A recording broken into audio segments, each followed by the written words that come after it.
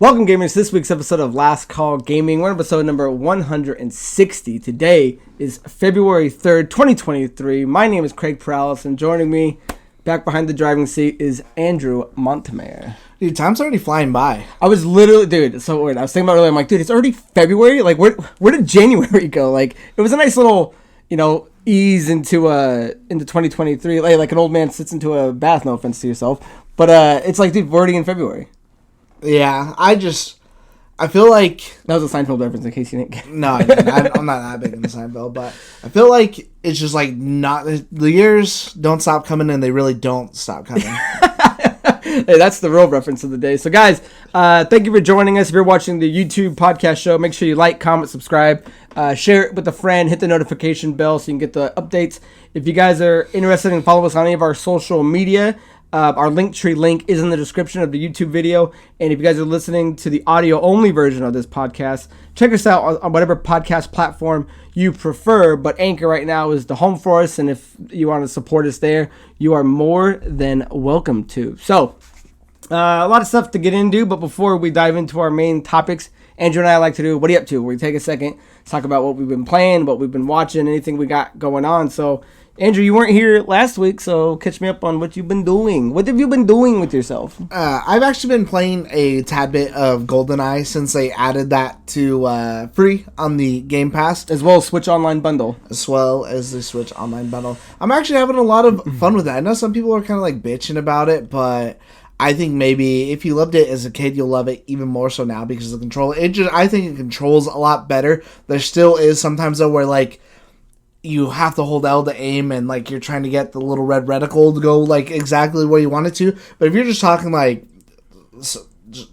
shuffle shooting, like going left to right and shooting, I'm like cruising through people. Sometimes I feel like they can't even hit me because I'm just going so fast. Did you remap anything to the Elite? Did that help at all? No, did you? No, I haven't tried it because I've only played a couple of the... Because you've been doing the campaign, right? Right. I don't know what would make it better. Well, I'm not sure because I was reading this thing about GoldenEye. So, yeah, not only is it on Xbox... Because Xbox only got the campaign and the couch co-op death matches, where Switch actually got the online one. But there's a link in the description. There's a whole thing on how to remap your Switch controller because I guess default sucks.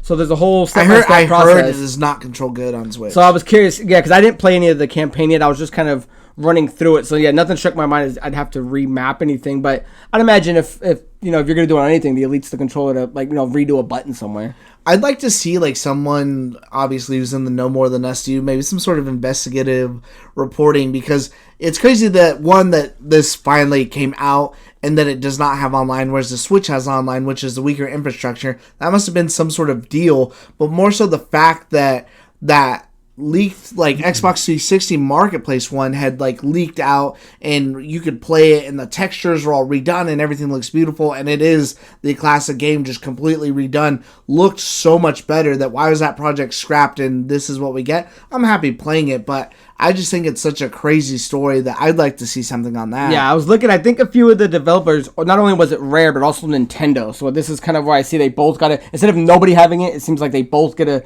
share it. The only thing I could think of, because yeah, Switch, I don't know why Switch would get the online when their shit sucks and Xbox is known to have good online. My only conclusion and my guess, because I haven't seen anything about it, would be maybe since they're sharing the N64 one, they get the online. But Xbox down the line with Rare is fully remaking it, and that'll be their online version of it. I mean, I can only hope for the stars on that one. Maybe that'd be kind of cool, but other than that, I've been playing Dead Space. We'll get into that, so I kind of don't want to talk too much about that. As far as watching anything, keeping up with The Last of Us, and it is still good. Not a bad episode yet. And then I was just talking to Craig, so I was showing it to him. It came out like a month and a half ago. If you're into skateboarding, Nyjah Huston's Need That Part. If you're remotely interested at all in skateboarding, I'd recommend going and watching it, because that should have got him like Skater of the Year and definitely Trick of the Year, because I was just showing Craig that his ending trick where he just goes up a rail, across a rail, and then down like a 20-something stair, and it's insane. Insanely good skateboarding. Like one of the... his last part, I think Till Death was like insanely good too, but just watching this, I'm like, man, dude, it's just so good. If you're remotely at all interested in skateboarding, it's good to watch, because every trick's just like an absolute banger. There's no filler, like, I'm just going to kickflip this and maybe grind that, and it'll look cool. Like, each trick could almost be like an ending on its own. Yeah, and it was long too. It's actually a pretty long video, at least in terms of when. So now I'm going to like 12 minutes. I'll have to make sure that I cut it and try to put that clip in the scene so anyone watching it can at least see how badass that was. Because I was watching, I was just like, God damn, dude! Like that was fucking like I was on Angel. I'm like, that trick needs to be in a movie of police chasing this dude and him going up a rail and then up over and down and then just gunning it. So that was awesome. Well, what about you? What you got going on? So as far as what I've been watching, so I've been playing again. I'm still playing a lot of Marvel Snap, and I've gotten Deandra more into it. Geno's now jumping back into it and playing it. There's so many cool characters that you get to see, and I'm like, dude, I kind of want to like watch some of these guys because you don't see them all the time in shows and movies and stuff. And the old Spider-Man animated series is what I just started watching. It ran 1994 to 1998 on Fox Cartoons. Now you can watch it on Disney Plus, but because you can also watch X-Men, but I already finished with X-Men, so I moved on to Spider-Man, and I love it because it focuses on like the Kingpin. I thought you'd rewatched Spider-Man already. I started it, but I didn't actually move on with it. I did something else, so I've been watching it now with Deandra, so she can see it because it's got guys like Kingpin, Scorpion, and Rhino. But then that show was so good at showing guests like Punisher, Daredevil, the Fantastic Four. So like it was like the original Marvel Cinematic Universe within like between Spider-Man and X-Men. So like I don't know, I'm just in the mood to like see those old school like 97 kind of characters. The one that always sticks out to me is that I think it's like Kingpin's Origins or something like that because it's a meme too, where he goes to like jump on the ladder and he's like he makes that like weird noise. I think and the cool thing about it is all the episodes are done in arcs, so it's like this 4-part series covers Venom. This 3-part series covers Hydro Man. So like each thing isn't like an episode standalone. It's like you got to watch 3 to complete it. This one's Black Cat. I'd like to rewatch it. I think the last bit I remember is when he's like mutating and he's talking like Madame Spider trying to stop it and stuff. Yeah, Madam Web. Or excuse me. And I haven't watched that in forever, so that'd probably be dope. Give it a go. It's on Disney Plus because I tried. Oh, that's what it was. That's why I remember. I tried watching it, but it was on the Fire Stick. So the episodes were coming out of order. Oh. So that's why when I said, that's why you got to watch the arc. So I'd watch part 2 or 3, and it was the wrong episode. So I was like, I can't do it that way. But now that it's all on Disney Plus. Age well?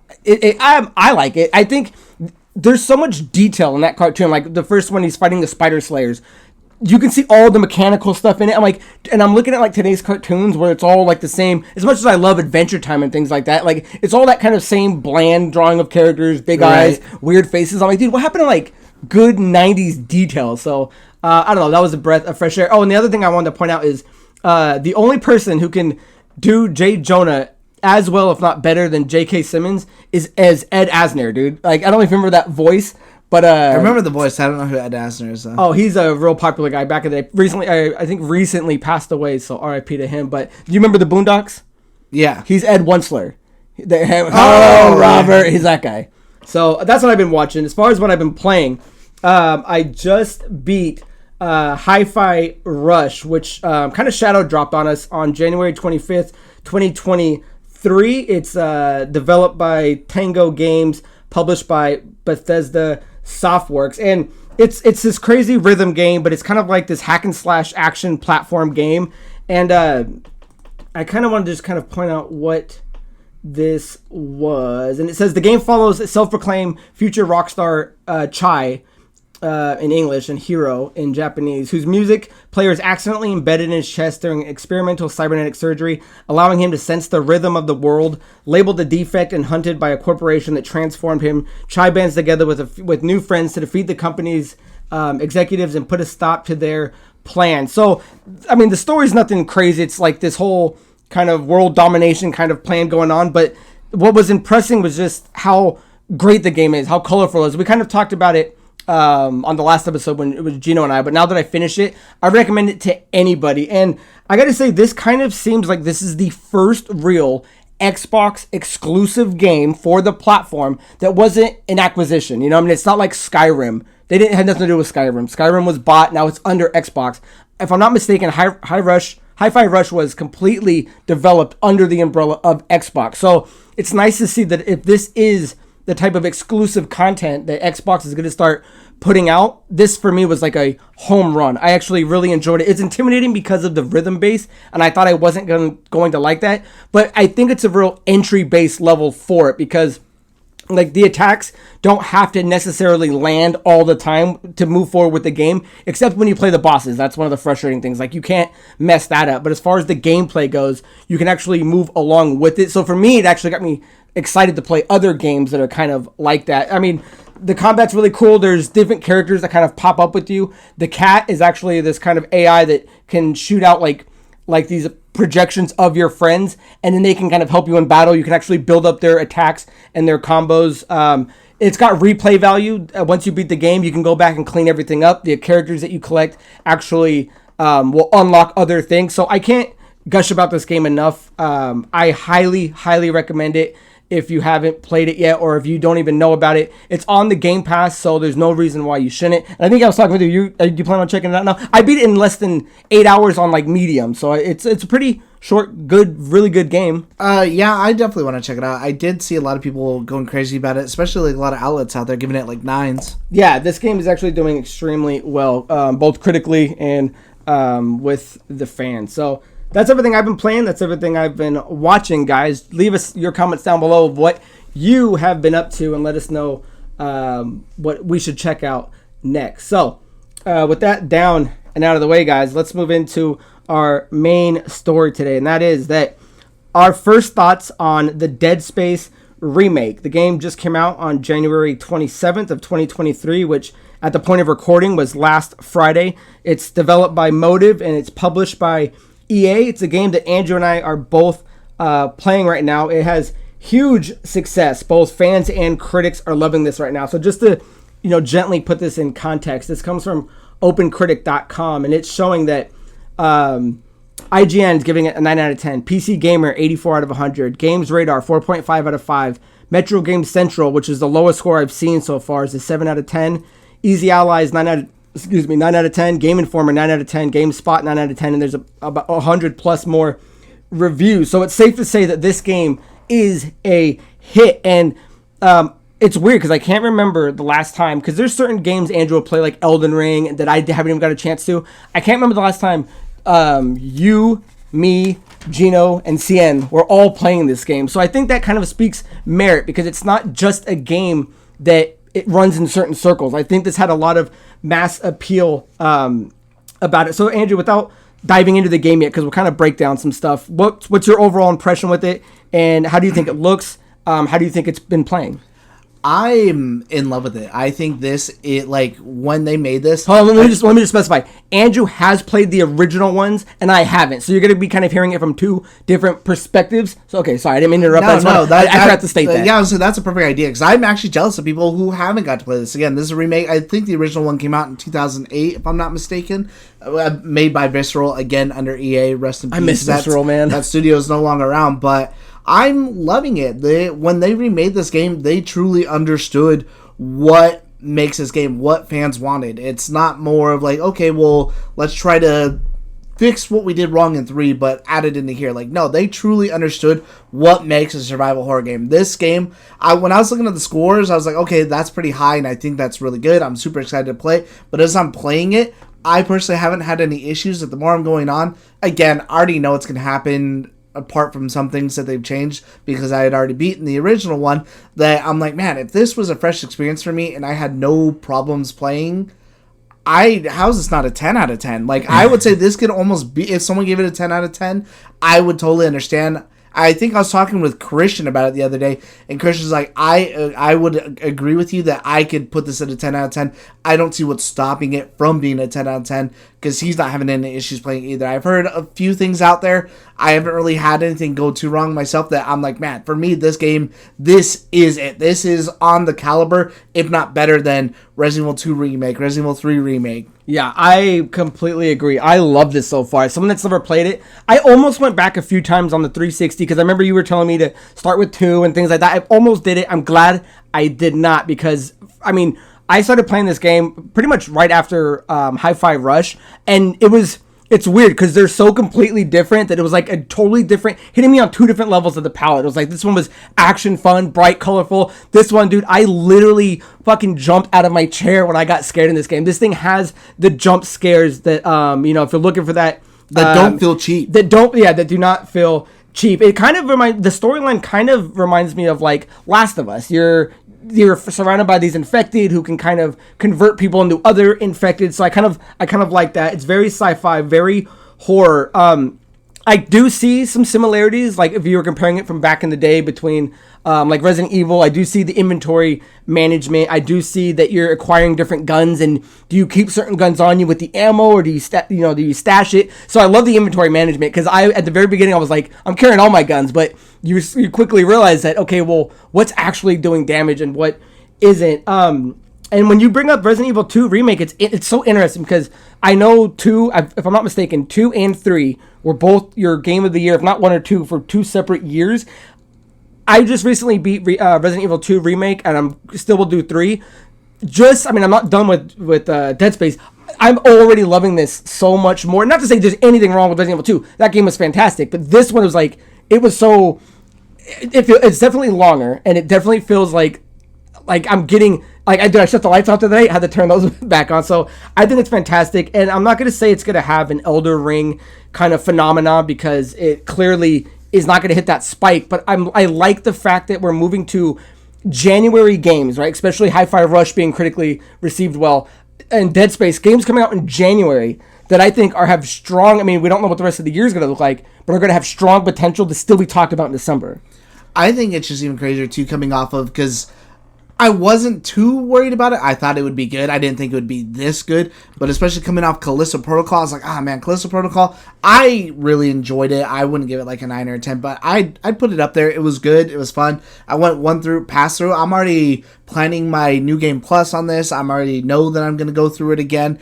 And I think Resident Evil 4 Remake will probably come out and be better, but this is for sure going to give it a run for its money, especially if you're just comparing horror to horror as a horror game for the year, because I think what it does the most, and maybe I can speak to maybe why you would like this more, is because Resident Evil, they earn the right for what they do, but they just do, that's classic zombies and that's monsters. This is taking sci-fi to like a whole nother level. There's nothing like it that you've really seen, except for maybe almost like Event Horizon is like the closest thing, because then you're taking in the unitology with the church aspect of it and the religious fanatics, and that coupled with the monstrosities plus the doctors doing all these crazy experiments and stuff. It's like on a whole nother level than like what Resident Evil was. Yeah, and I also gotta think, so I did have one issue. Andrew said he hasn't had any. We were just talking about it off air, is I was following this little guide because I'm not looking at anything to spoil story or how to solve puzzles,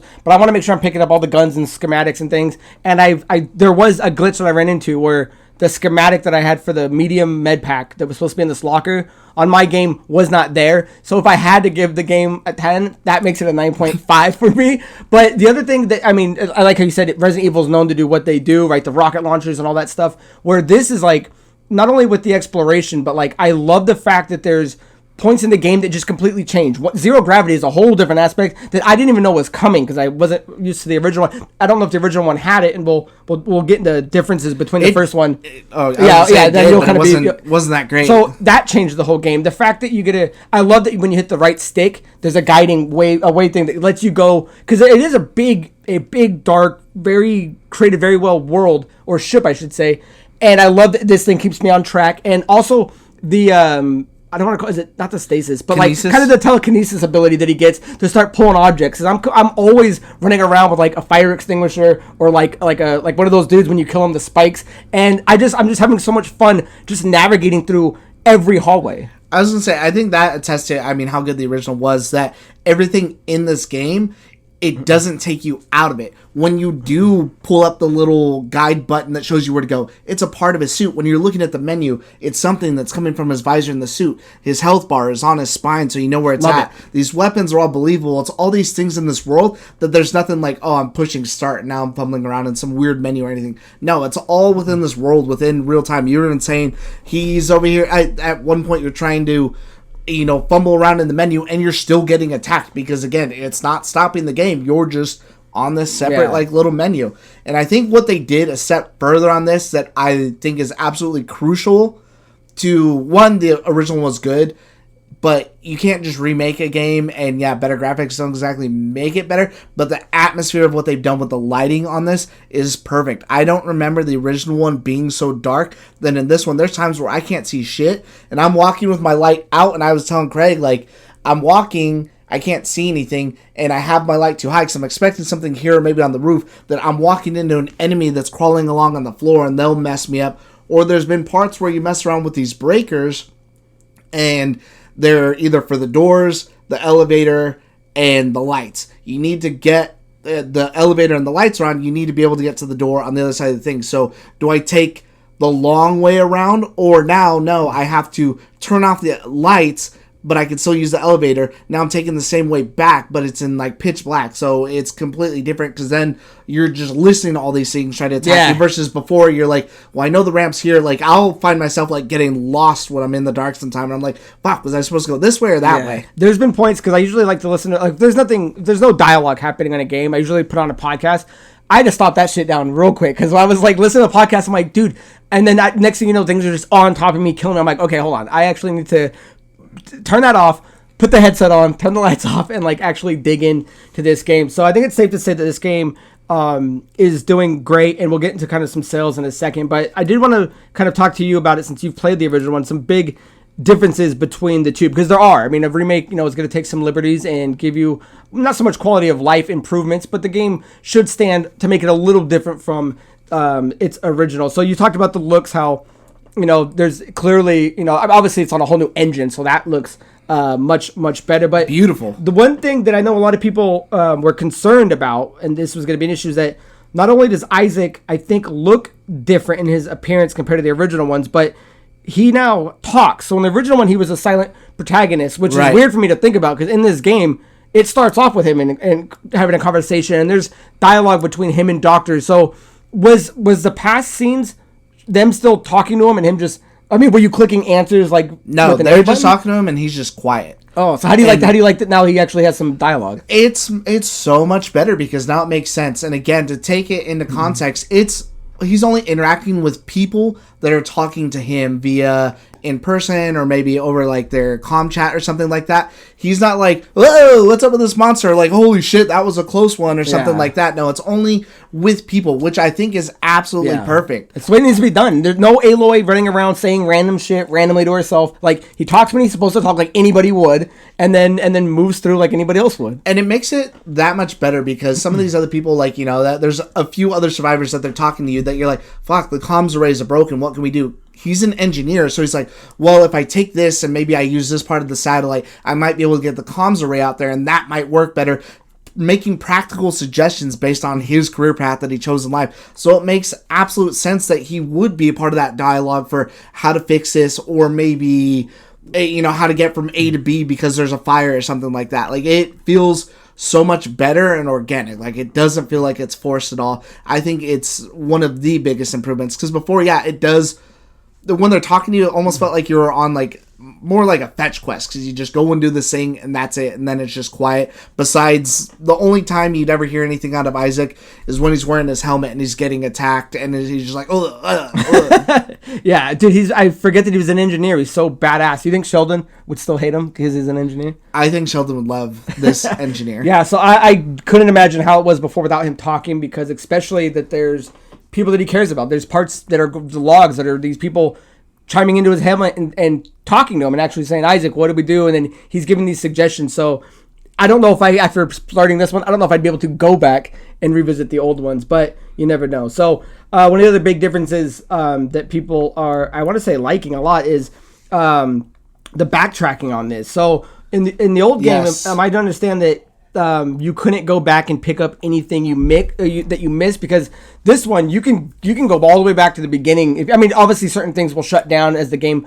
progresses, but you can run as far as you want, and then but unless you're fighting monsters on the way back, but you can go back and check your map and go pick up any green or any gray door as long as you have the security clearance. So I think it's cool, and it also shows the scope of how big this mining ship is. If this thing's all built in real time, because there's no more loading in this, that's another big difference, that you can actually go back and navigate through this thing. It's like, man, they spent time, because I know they actually added more to the ship from the original one. So is this a blessing in disguise? I love it, because that's what I say makes it feel more like its original inspiration. Obviously, a lot of these we're going to take from Resident Evil, especially with that backtracking. Now I have this key, now I have this item, I can go back to here and do this if I want to, and it doesn't feel like it's forced. I don't feel like any of it that you have to do as a part of the story feels unnecessary or unwarranted. It's been a long time since I played the old one, but I think from what I remember, like, you would go and do something, and there would be a lot of, like,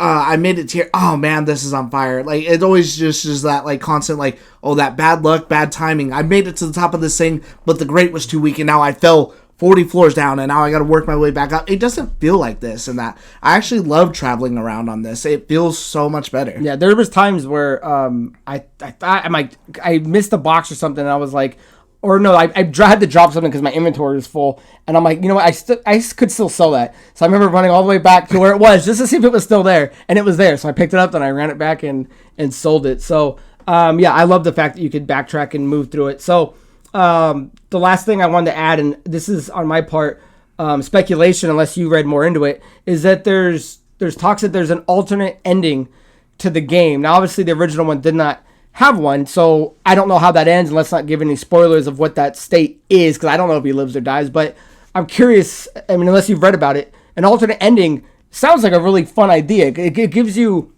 incentive to, because you can only acquire it by playing New Game Plus, so it's not like beating Resident Evil twice, one on a speed mode and one doing something else, where this game is actually like, play this, do more now, and then here's a different ending, here's your reward. You get a different ending for a full completion. How do you like that? I like it, and I would have to see what it is, because they've already actually changed a lot of stuff in the story. Like, there's one where I'll have to get to you, like, in the original, so this wouldn't be a spoiler. In the original, when you run into a first brute, there's another person there who's with you that ends up actually getting killed, and, like, that's when you first run into, like, the really fucking big one. Okay. And it's on, like, they're stuck on, like, another pane of glass, and then the brute breaks through, like, the glass, and that's how you end up fighting that thing, I think, for, like, the first time. Maybe I'll go back and watch all the cutscenes from I already know that is different. They've changed a lot of things for the story, even as a non-spoiler. I don't remember Unitology, which is the people who worship the marker, which is fucking everybody up, as being a big deal until maybe later on in the game. But even then, it wasn't as much as it's depicted in the later games and even the movies, where people are like absolute fanatics. It only seems like it's a few people, but it's really kind of messing with everybody. Where in this one, you run into, I think, Unitology stuff as early as like chapter 2. You're already seeing marker stuff and people talking about worshiping it, and then the audio log. So yeah. I'm excited to actually see what the real ending's gonna. I'm not done yet. I'm like 2 hours out. I'm right at the end to see what the original ending's gonna be, and I do want to go through and do the New Game Plus and see what. Obviously, hopefully, it's going to hit at a Dead Space 2 remake, because I would love to keep it going further, but either way, I'm excited for it. Yeah, so I guess we should have started with that. I'm on Chapter 8, you're on Chapter 10? 10 out of 12, yeah. Yeah, so we're cruising along. So again, we're playing right along with you guys. I'm curious, if they make Dead Space 2 remake, I wonder if they would, from there, if there is different endings, make, instead of remaking number 2, start number 1 as a focal point that matches the original one, but then maybe take it off in a whole new story. I mean, I think that'd be an interesting idea. Yeah, I'd like them to just take, maybe what the base idea of kind of what it was, but yeah, go ahead and change the story, do whatever, because I mean, that original trilogy was dead by the time 3 came around, because there's even changes in this one that I like, because they can take and pick from everything. I don't know if you've ever seen the animated movie Dead Space Downfall. Is it on Netflix? I want to say it was on Netflix a long time ago, but I don't think I ever got on to it's all on YouTube on there. If you've never watched it before, it's really good. It's really, really gory. But they've even taken stuff from that, like how the captain dies. I don't think that in the original game was really shown, if I'm not mistaken. But what they took was almost scene for scene with like how it is in the animated. But even when you're going through some of the logs, you'll hear people talk about, well, where the fuck is Vincent at? Where's the security team in that? And they're referring to the people of Dead Space Downfall, that cool. Security team. And that movie follows this team dealing with the outbreak, and the outbreak kind of going, and Nicole's even in it, up until right when the Ishimura arrives. Oh, and nice. So that's what's like badass. And it even talks about like, I think the way that movie ends, spoilers because it's an old movie, the movie ends, I think she sends out like a beacon, and that beacon is what you're reacting to when you're getting that SOS. And so it leads into it perfectly. But obviously you can tell with the love and care, and if you had seen it, they've taken bits and pieces from this and added it into that. So they're not just taking from like, well, let's take the third game, the fourth game, whatever, no, maybe stuff from the comics, stuff from this, stuff from that, and whatever's the best and what fits and is going to be good, let's use it. Excellent. So before we get off of that, I did just want to point out, because the UK physical sales drop, this is from thegeek.com, the link's in the description, is that it just came out as the number one physical game sold in the UK, with PS5 versions accounting for 80% of the sales. Damn. Which is interesting, but I mean, again, it's physical sales. Xbox people mainly do it digitally, so I'd imagine once the digital numbers come out, that number would kind of be flipped around, where Xbox is 80% and maybe Sony's, the rest of the 20. So it came out as number one, and it was followed by FIFA 23 being number 2, God of War Ragnarok being number 3, Forspoken, surprisingly, being number 4, and Mario Kart 8 Deluxe being number 5 in the UK. Who the hell's still buying Mario Kart 8 Deluxe at this point? I don't know. But they were pointing out, and it says, despite the success of Dead Space, it is interesting that the remake failed to beat the first week's physical sales of the Callisto Protocol. The latter partly owed its success to the intellectual affinity between the two games. However, it is worth noting that the Callisto Protocol was available on multiple platforms. It also sold at a lower price and was released during the holidays. It is traditionally the strongest time of year for physical copies. So I just wanted to point that out, because there was a big comparison between what Callisto Protocol was and how Dead Space Remake were going to be. And I'm curious. I mean, obviously, Callisto Protocol sold at $40, and Dead Space generally is selling at $60. So there is a price difference. A. B. No, I think it dropped to 40 because I think it launched at like 70. The thing I was reading earlier different in UK, because I paid full price for that game. A full price? Hey, or did we split it? You spent $30. No, we did not split that one. We didn't? No, because you said you weren't going to play it. No, that doesn't. I'm gonna check my funds and make sure to see if there's one. But so it does have a price drop, and it also was sold during the high holidays. What's weird is that the further I kind of looked into it, because I was trying to find exact numbers, is it sold less than half of what Callisto Protocol does. So I'm hoping word of mouth will bolster its sales, because I think it's totally earned. But I mean, congratulations to them for hitting number one. I tried looking to see if there was a US one, but I didn't see it. So it's cool that it's the number one game. But I wonder if Callisto Protocol, because it wasn't what everyone thought, maybe put a sour note on that, and vice versa. So do you think they got all the benefits of going, oh cool, a Dead Space type game, and then got it and it didn't? I wonder if that maybe have soured anybody on getting Dead Space Remake until they saw reviews. I can see that, and that's what I would think too, because I almost was like, oh man, I was really expecting Callisto Protocol to be really good. As much as I liked it, it wasn't kind of what I was really wanting it to be, though. I was like, that dampened my expectations for Dead Space until I started hearing all the positive buzz about it. And then now you're hearing it from me that if you're sitting on it and you were waiting, I'll tell you right now, go out there and buy this game full price. Or do it, I think EA Access, if you have it, you get like a 10% discount. There you go. It's absolutely worth it. I think so good. It's definitely 100% worth it. So guys, jump down below, let us know your thoughts on Dead Space. And do you want to tell me what you're working on, or should we keep that on the low? We'll keep it on low in case I don't do it, but I probably will. So moving on, guys, into our next story, and that is that the E3 2023 is not looking good so far. So I don't want to dive too long into this as a story. This is kind of just a reminder or a heads up if you guys haven't heard about this. But that is that if you guys are familiar with E3, it's the largest trade event in the video game industry. They put on generally a week-long event with a trade floor, including conferences from all the different studios, first party, third party, to show off all their games. Now, it's been running for an extremely long time, from 1995 to 2019, 2020, and we've talked about this before if you guys are familiar with our show. They had to take a pause in 2020 due to the pandemic, and it shut them down in 2021. 2022 was canceled as well for a physical presence, but they did put on a virtual presence that you guys could watch. So if you're familiar following it, you'll know that PlayStation's been out of E3 for a while. They've kind of stuck to doing their own big showcases, which is generally where kind of Nintendo and Xbox have been kind of showing off. But the rumor has it, and apparently everyone's saying it's on good authority, that neither Nintendo nor Microsoft are going to attend E3, which is weird for Nintendo because I want to say, have like the strongest roots being at E3, but they're the guys that pioneered the gaming direct, so they've already been kind of doing their own thing sporadically across the calendar year. The more interesting one is Xbox, where if you're telling Microsoft that, hey, Sony hasn't been here, won't be here, and now Nintendo is not going to be here, this is a perfect chance to show off all 20 plus of your studios. And if you're not going to be a part of it, because what they're saying is they're going to be doing their own event closer to summer. But what I wanted to point out is that this information comes on the heels of Xbox's announcement last week that it would be returning to Los Angeles for its annual summer showcase, while declining to confirm whether it would be part of the show itself being E3. So a lot of people are taking this headline and running with it, saying, oh no, they're not going to be there, where, I mean, they may or may not be, and it looks like they won't.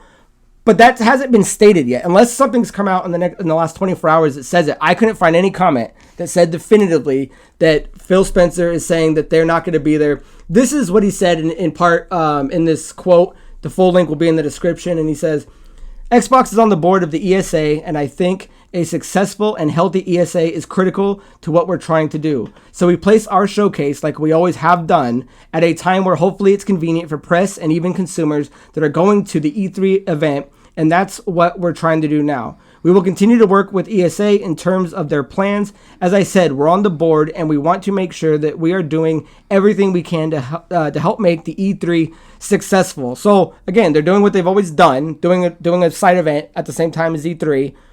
But he never says, and it even says that no quote was given, that they're gone. So obviously it was kind of fish bait kind of stuff. Everyone's out of E3. So it hasn't been officially said, but if it is true, I don't know what you're even doing an E3 for. I mean, right. Who are you going to go watch? You're going to go look at Ubisoft and, put on a big presentation. I mean, without the first parties, and especially this is going to be the first time where they're doing a physical floor again. I mean, I'd imagine that it's going to feel a lot lackluster compared to the years of old. So you hear it, Andrew. If all three are gone, what are your thoughts on that? And then at this point, this might be we've been talking about it since last year, the year before, the nail in the coffin. They're making the box with this one. Yeah, I feel like that would be it if they're not a part of it. But I wonder if, the wording's just weird, and it's almost like how it's been, they always do their stuff on a Sunday, but E3 doesn't start until Monday. So it's never like it's really been a part of the E3. So maybe that's what they're saying. It's we just won't have, a physical stage or something there, but we're still going to do something June 11th, and E3 starts on June 12th or something like that. And I don't know what goes into that. Maybe they just don't see in paying for the marketing at E3 or something like that. Maybe that's a part of it. Okay, well, we're not seeing as good returns on this if we were to do our own digital event. So we'll just do everything ourselves, and we'll hype you up. We'll still do it on the 11th, the 12th, whatever it is before you do your thing, as it's always been, and then kind of just go from there. So I don't know. I think that's always been the weird thing, is because it's always been weird like that. Technically, they do their stuff before E3 starts, because E3 doesn't start till Monday, but the big press conferences are always on that Sunday before. Yeah, so, I mean, I don't know. If we thought it was shaky last year, it's definitely the shakiest it's going to be. Hopefully, I mean, maybe, because I know they just got, I was trying to look and I just couldn't find it fast enough. I know they recently got bought out by Reed Pop or something like that. So it is a new, I don't want to say distributor, but a new host. Maybe they figured out something that doesn't necessarily require all of them to be there and show us something that we're not ready for and we didn't know we wanted, or it's going to, fizzle out and bomb, and maybe that'll be the last one. But again, we'll know more closer to, June, July, summer area, and then we'll dive into it more. I just kind of wanted to, if you haven't heard this, that is kind of making the rounds right now. I'll say for sure, I know we kind of wanted to go this year, but after hearing that news, I'm never mind. Well, yeah, unless the tickets are dirt cheap, then it's still worth going to LA. So, I don't know how long we've been going because my timer, for some reason, paused. I saw that. And I kept looking, I was like, what happened? So I don't know if we're going long or not, but we've got a couple questions. But guys, before we get into questions of the week, let's take a quick moment to thank our sponsors over at Manscaped. Guys, we want to take a second to thank a sponsor for this video, Manscaped. We are starting 2023 off right with our friends at Manscaped. Last year may have been a hairy situation, but with the Manscaped Performance Package 4.0, it's here to help you shave the day. The leaders in below-the-waist grooming have blessed you with the ultimate package. Tell your friends about your new cutting-edge ball trimmer and gift yourself, or the man in your life, the ultimate men's hygiene bundle. Trim a little off your sack by going to manscaped.com and use the code LastCall for free shipping and 20% off. Like most of you guys, I used barbaric methods to trim my balls, but not anymore, thanks to Manscaped and the Perfect Package 4.0.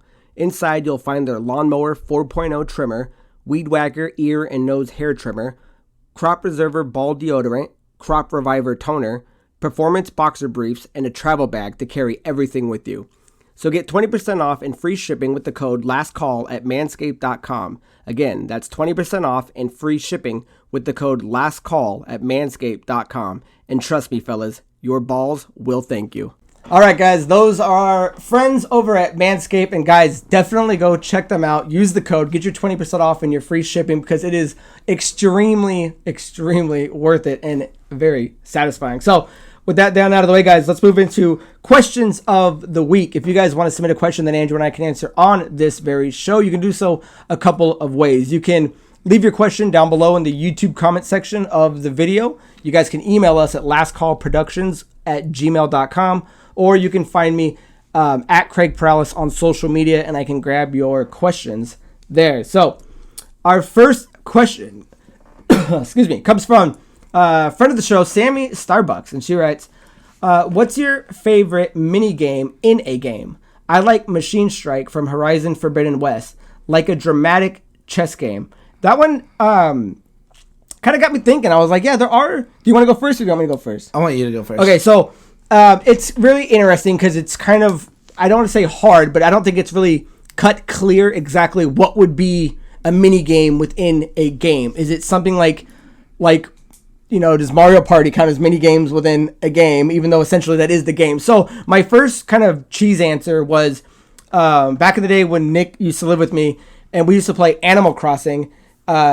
He was a lot further in it than I was, and he had a room. He had a room set up with Nintendos in it, and within Animal Crossing, you can actually go play other NES games. Like I remember playing like Punch Out, Excite Bike, Mario 3, Donkey Kongs, and I'm like, dude, that's awesome. So when we were playing, like if he was gone, I wasn't even playing Animal Crossing. I was going into it and playing all the NES games that he had. So that's kind of my cheesy default answer, but one game that I really, really enjoyed that comes to mind recently was, I believe it's called Orlog, and I believe it was in Assassin's Creed Valhalla. It was that kind of dice game mixed with those tokens. So the dice game, and I won't get into the rules because it's plenty to get into, have these different symbols on them, and essentially you're battling somebody else, and there's tokens on each side of you that represent your life. I think you start with like 30 life, and then as you play the game and beat people, you collect god tokens on the side, and they give you different abilities that can trigger.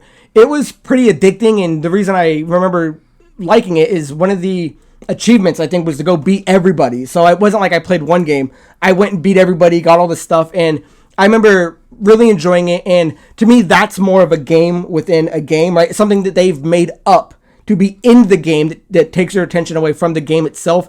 Because my other kind of answer was, I don't know about you, but I spent a lot of time in Red Dead Redemption 2 playing poker. Yeah. And I was like, I remember being encapsulated by it. And it sucks because it's not playing somebody else online, and these characters. I'm hoping it's, pretty much randomness, but I loved it. I remember going in there, looking at hands, playing it. It's like, okay, I've done enough, running, on horses today. I'm not shooting anybody. Like before I would turn it off, right? 20 minutes, like a cooldown. Yeah. Go play a couple hands of poker. So I don't know. I think those are three different answers, but I think to me, I loved all of them. So that would be one of my bigger ones too. But if we're talking, I don't know if it counts as cheese or not, because again, Mario Party is all mini games. That is the game. But my favorite one out of there, because as your question, that's what came to mind, is any of the ones where you have to outline anything. So in particular, where like it's in stone and it's a Goomba, and you take the fucking jackhammer and you're going around, because then once you scribble it off or looking at other people's, like how bad they do, because then it gives everyone a percentage, and that's how you win, is like how close you are to it.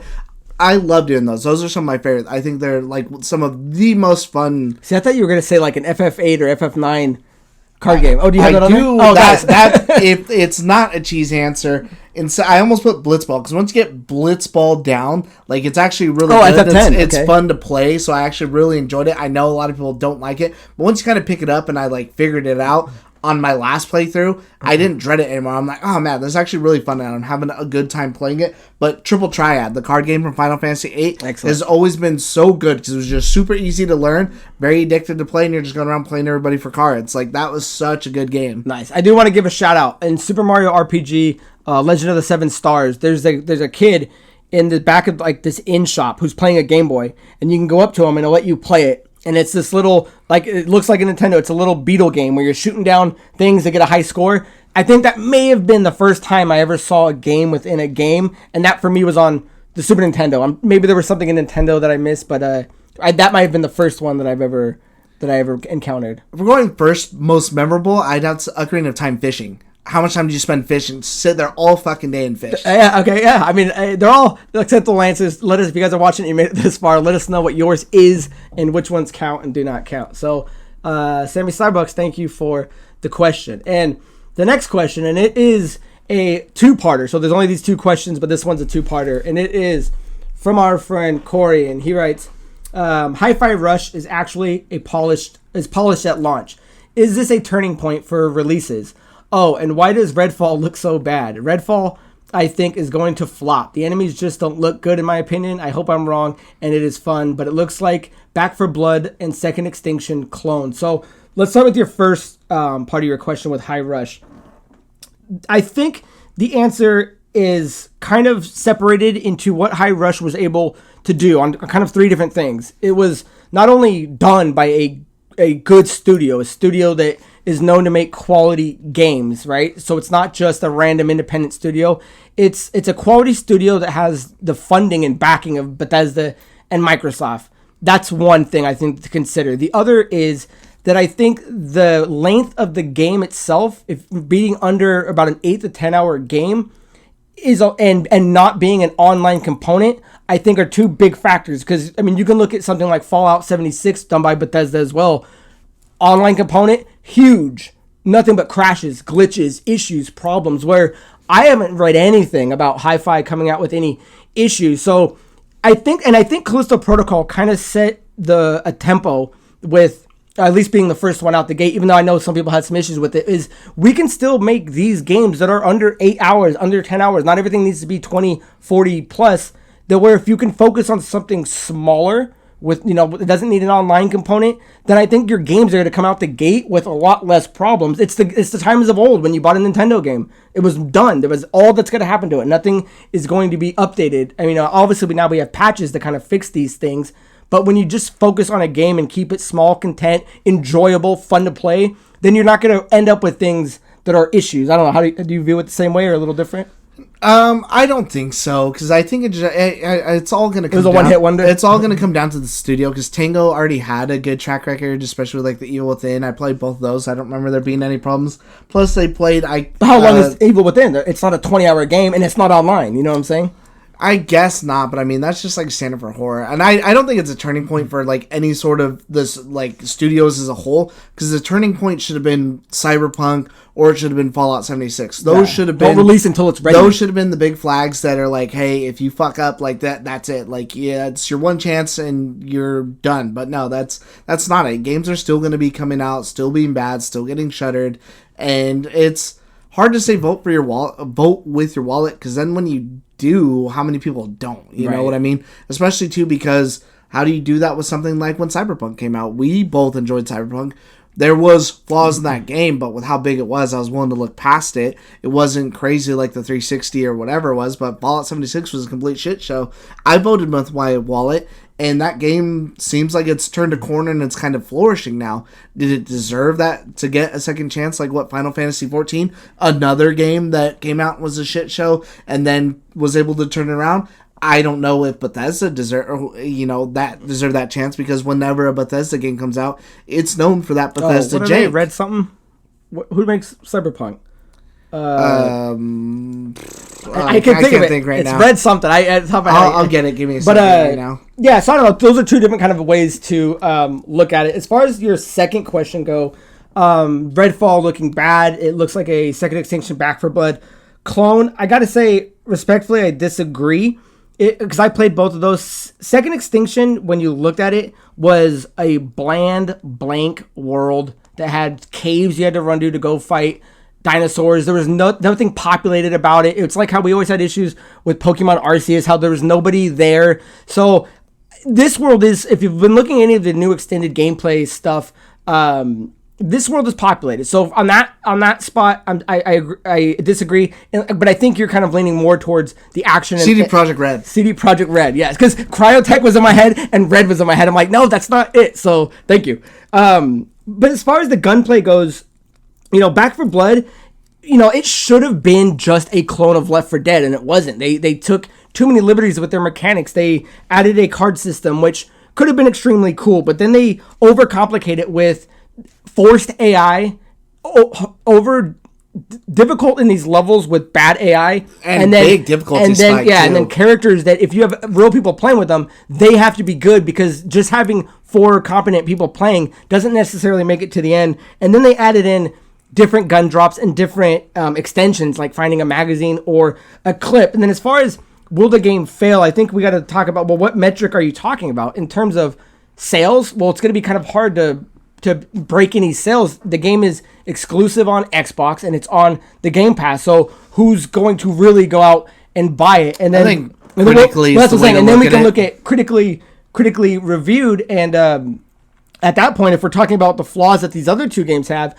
I don't really see it having any of those. The only biggest thing I can agree with you is that it looks odd. When I first saw Redfall come out, I was like, this game's trash. I don't want anything to do with it. But I think they've been hammering it in with these extended gameplay. Things are up to 20, 30 minutes. The more I see it, it looks a little clayey to me. They look a little plasticky, right? I mean, you can take cell shading with Borderlands. Maybe that's the effect they were going for. But for me, it does look a little off in terms of the characters. But if we're looking at what they've been showing off in the mechanics, I think it separates itself from both Second Extinction and Back 4 Blood by giving us the traditional skill tree and building your character and making a certain version, sticking to what your character is good at, where the other 2, I didn't really see that per se. So I don't know. I don't think it's gonna flop, and by that I mean like critically received.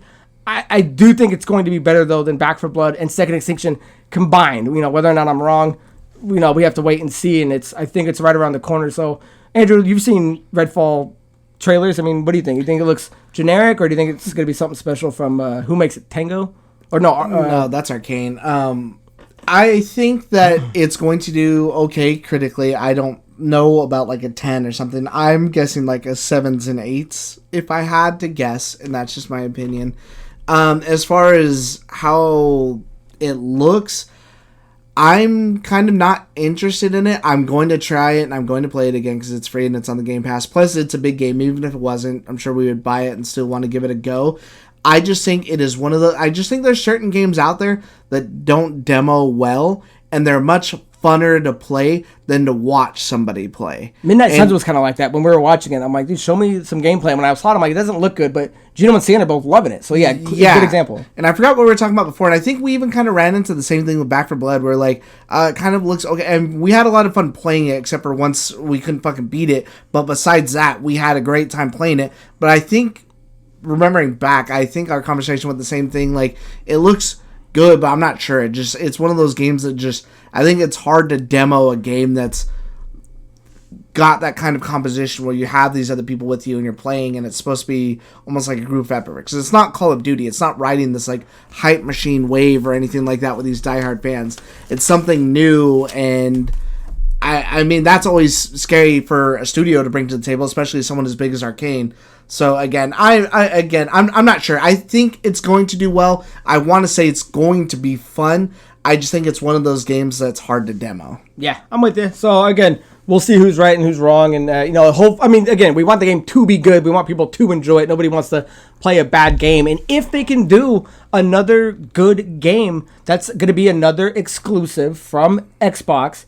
That's, as long as hopefully it's over a 7 or an 8, that is finally under the Xbox umbrella, and we can finally go, oh, here are the exclusives now are starting to come, at least from Tango, Arcane, and Turn 10 and all and things like that. So I'm hopefully it's really good, and we'll have to just wait and see. I'll say it looks better than that one game that Capcom keeps trying to push. I think it's like Exoprimal or whatever. The one with like all the dinosaurs and shit like that. I'll play the shit out of that, but it looks wild. So guys, thank you for joining us. That is the end of episode 160. Join us next time for episode 161. My name is Craig Perales. This is Mandrew Montevan. Until next time, guys. Cheers. See ya.